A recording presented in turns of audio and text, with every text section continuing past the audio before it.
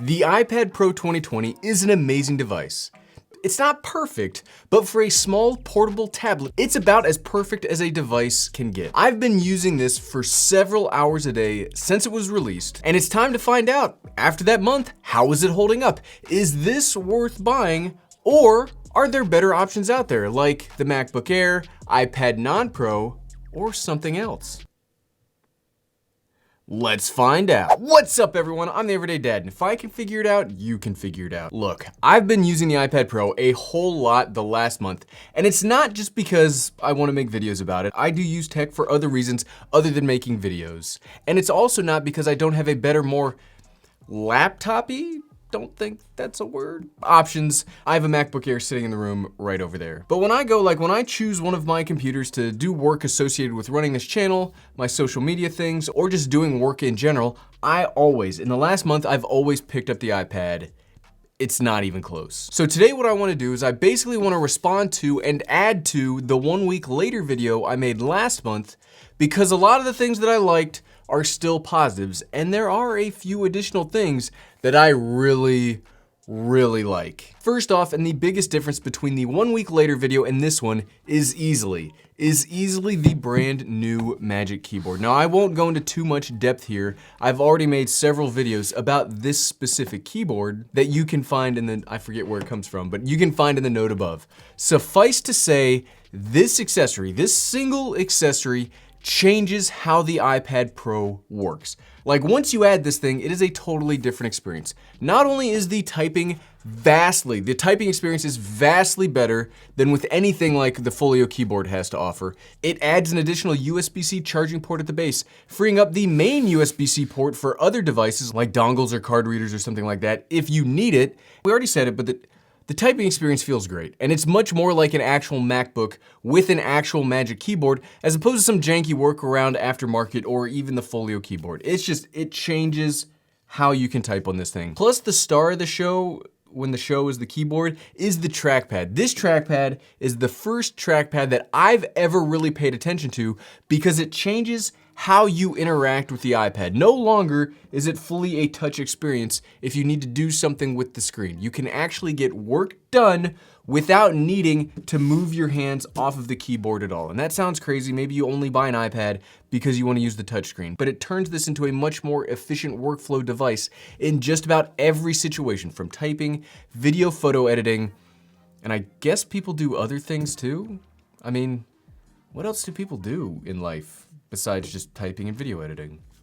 I mean, all I literally do in life is type and video edit. Something else that I haven't really talked about before, but it's very impressive here, is the speaker quality on the iPad. Now, I'm not an audiophile. I don't actually know like the science behind audio, but I know that these are good enough that in this age of working from home, I've started to take all of my work conference calls and meeting calls on the iPad, because I don't know about the rest of you, but after 2 months of social distancing, I will go crazy. Like, I will snap if I have to listen to a meeting on the tiny iPhone speakers anymore. Like, it's not just me, right? It can't just be me that those speakers, it's terrible to spend like 8 hours a day listening to meetings on those tiny speakers.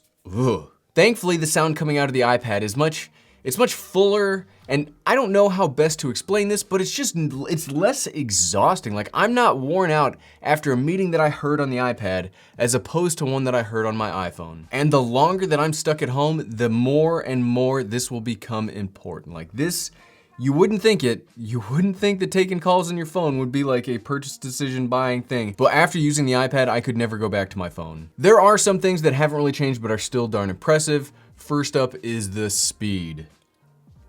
The speed of this device is crazy. And it's crazy for a couple of reasons. It's crazy for the price, like you can get the base model of this for 800 bucks, and it's crazy in general at whatever price you pay. I dare you, I double dog dare you out there to find a faster computer at this price. Go ahead, I'll wait. Well, I'm not gonna wait too long because that would make the video boring, but leave me a comment below if you find one. And that's really what I like about not just the iPad, but Apple's digital architecture. The iOS and even the iPad OS devices are hyper specialized around their like specific apps. So while no, you don't get a desktop experience, you get a focused experience on each task or function the current app you are using is dedicated to. That's powerful. Like, that's a powerful thing that you can design around. For example, my current video editing computer is the iMac Pro. It's a professional video editing device with a pro-level graphics card, well, at the time it was released, I've had it for about 2 years now, Pro RAM, and everything is stored and edited off of from its internal 1 terabyte solid state drive. This iPad costs significantly, like what? Less than a fifth of the cost of that iMac Pro, and it destroys it in video editing speed, both in the edit and the render.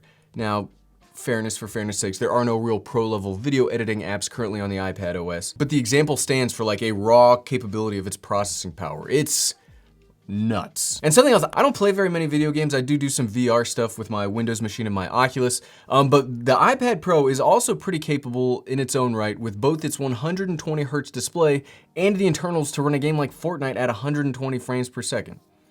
That's a lot of frames per second. Like, my camera can record in 120 frames per second. And let's keep talking about the display, because this marvel still hasn't changed since the 1 week video.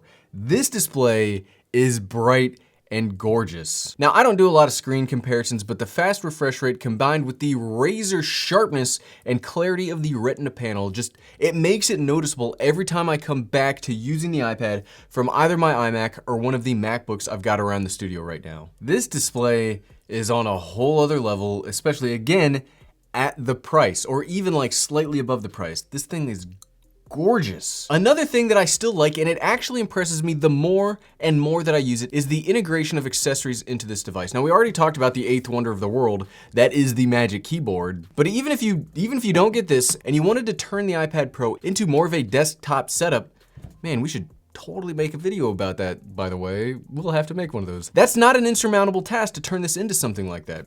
iOS 13.4 unlocks some serious capabilities in all iOS devices, but especially iPads. You can very easily connect Bluetooth keyboards and mice with incredible mouse support, and I actually really like the way that iPad OS now interacts with mice more than I do like a standard Mac OS device. It's just like a little circle, but it like pre-selects things that you hover over, and it kind of like locks onto the different selections or the different app or options depending on where you use it. It's so intuitive and easy to pick up. You definitely notice it when it's gone, and I'd be fully okay with this coming over to the next Mac OS update. Like, I really like the mouse integration. Even if I might not necessarily take the next update as it comes available. Catalina, you were a hard lesson to learn. But there is a really good feature from Catalina, which is sidecar, which might be one of the coolest features ever. I mean, you basically now, wherever you take your iPad, you now always have a dual screen with you for your compatible macOS device. Dual screens are so useful if you are going to do any kind of professional tasks. Video editing, photo editing, heck, even answering emails is so much easier with dual screens. I absolutely love Sidecar. Catalina, you have me confused on whether I like or dislike you. And as much as I do like the iPad Pro 2020, and as much as I think it's a transformative device, there is one significant problem that I do want to talk about. I don't want to not mention this. The worst thing about this whole iPad experience for me is the file system. It's usable now, or I wouldn't preach about this device as much as I do, but the one thing that macOS and regular computers just have better is the more free-form approach to the physical desktop and files in general. You are pretty much locked into using the file system in one specific way here. And it's not as easy as just click, drag, drop, which is the standard muscle memory we all have. Well, some of us more so than others, from a lifetime of using such devices. It was the lifetime joke. Something else I could complain about is the lack of I/O, but that's a band-aid that we all have to tear off at this point. I'm never, ever gonna get a dedicated SD card slot or support in any of my Apple devices from here on out. Gary, it's just time to grow up and stop wishing for childish things. Those dongles and you, we're trapped together forever. Honestly though, the file system is the only thing that I don't like about the iPad Pro. Sure, I wish Final Cut Pro X would make its way here, or some other kind of pro level video editing option with waveforms and vector scopes, and hopefully someday soon we'll get that, but the options currently available are more than enough for me. So here's what I think about the whole iPad versus laptop thing. Because by the time you get the iPad, and then if you add the Magic Keyboard, you're really knocking on the door of a MacBook or even a MacBook Pro. And this is the 11-inch. Depending on the size, you way went past the MacBook. I think laptop makes a lot of sense if you only have one device. If you need one thing to do everything, then yes, absolutely. I could see why you would want something like the MacBook Pro to build everything around, even if it's slower in some tasks if you stick with that base model. But if you already have a desktop or a laptop, I think the iPad Pro is a phenomenal addition. Like I said, Sidecar can turn this into a second screen for compatible computers, meaning your iPad never has to be left useless like if you have an iMac and you have a MacBook at the same time. Plus, it's super easy to travel with, it fits anywhere, and when you're not creating stuff, it's one of the best content consumption devices on the planet, and it just so happens to be one of the most powerful for work. Whew! I can't think of another device that so easily changes in what I consider to be its three forms. Content consumption, which would just be the iPad by itself, full desktop mode with it plugged into a desktop mouse, a desktop computer, and an external monitor, and then the ultimate travel mode with the Magic Keyboard attachment. I slammed it down for emphasis. Seriously, this might be the most versatile device or piece of kit that I've ever come across. And if you've seen me on Twitter or you've watched some of my older live streams, you know I've got all sorts of junk in that office back there. And if you liked this video and you did decide to go out and buy an iPad Pro for yourself, the refurbished 2018 model is probably the better buy and works with the Magic Keyboard and most of the accessories that I talked about earlier. You can find out all of the best accessories to buy with this by clicking this video right here. Click, click, click, click, click, click, click. It's right there, it's floating. Thanks for watching.